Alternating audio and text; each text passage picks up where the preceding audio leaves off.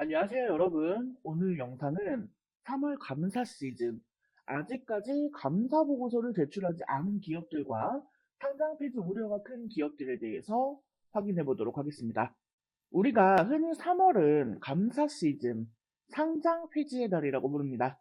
왜냐하면 국내 기업의 대다수는 12월 결산 법인이다 보니 3월에는 정기 주주총회, 사업보고서, 감사보고서 등 회계적으로 처리를 해야 하는 절차가 많습니다. 그래서 3월이 되면은 작년에 대한 감사 의견이 발표되고 재무제표에서 적자나 자본 잠식을 확인할 수 있기 때문에 그 결과에 따라 상장 적격성 실질 심사를 거치거나 바로 상장 폐지 위기에 놓이는 종목들이 생기기 때문입니다. 그리고 12월 결산법인의 감사보고서 제출 마감 시한은 지난주 금요일 3월 21일까지였습니다.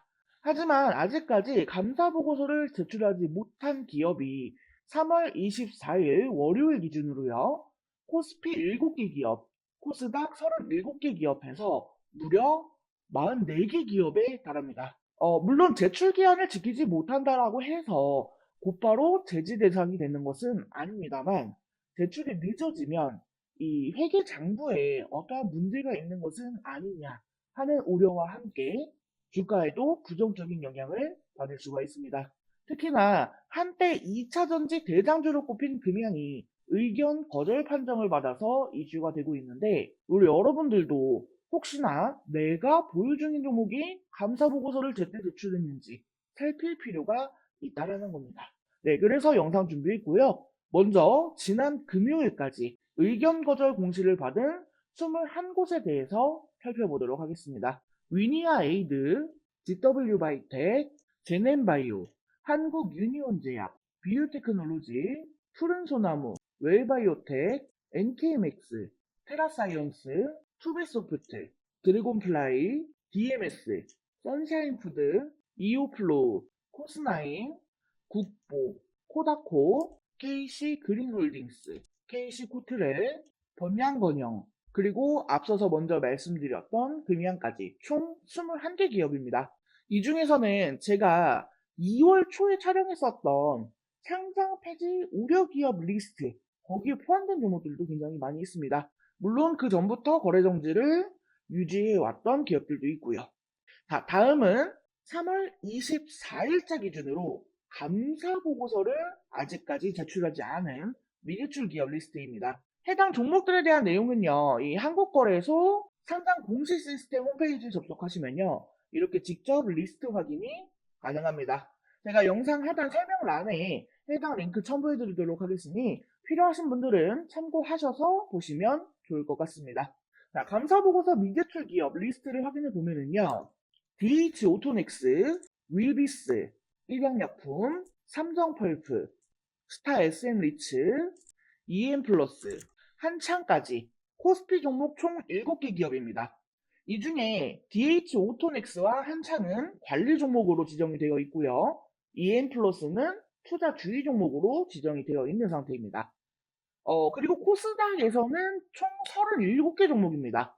EDGC, 우진 BNG, 인터로조, 제일 MNS, 비프랩스, DH 오토리드, TS 트릴리온, 글로본, 노블 M&B, 더 테크놀로지, 버킷 스튜디오, 세종 메디칼, 세토피아, 스타코링크, 스튜디오 산타클로스, IM, 아이톡시, 아크솔루션스, RF세미, AD칩스, 엑시온그룹, 엠벤처 투자, 올리피스, 유성 TNS, 이원컴포텍, 이화공영, 제일바이오, KEM텍, 퀀텀온, 큐라티스, 클리노믹스, TS넥스젠, 포커스 HNS, 플래스크, 하이로닉, 현대사료, 휴센텍입니다.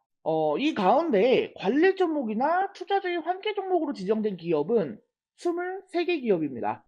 이런 관리 종목이나 환계 종목 등에 대해서도요, 이렇게 한국거래소 상장 공식 시스템을 통해서 다 확인이 가능하니까요, 틈틈이 한 번씩 살펴보시면서 관리 종목이나 환기 종목, 불성실 공시법인 이런 식으로 지정된 종목들은 매매에 주의하시는 것도 투자하시는 데 많은 도움이 되실 겁니다.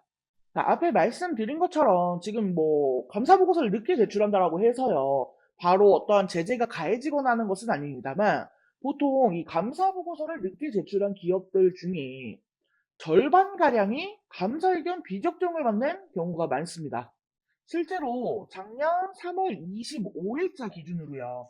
감사 보고서를 제출하지 않은 기업은 코스피 10개 기업, 코스닥 37개 기업으로 총 47개 기업이었으며 이 중에 24개의 기업이 비적정 의견을 받았습니다. 퍼센티지로 따지면 무려 51%, 절반가량이죠.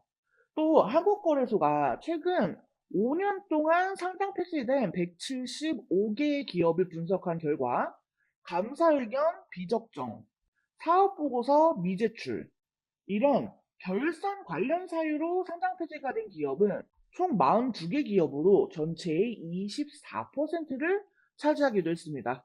물론 이 감사 보고서 제출 지연이라는 게 곧장 감사 의견 비적정으로 연결이 되는 것은 아니지만 이 투자자의 입장에서는요, 걱정이 커질 수밖에 없는 상황입니다.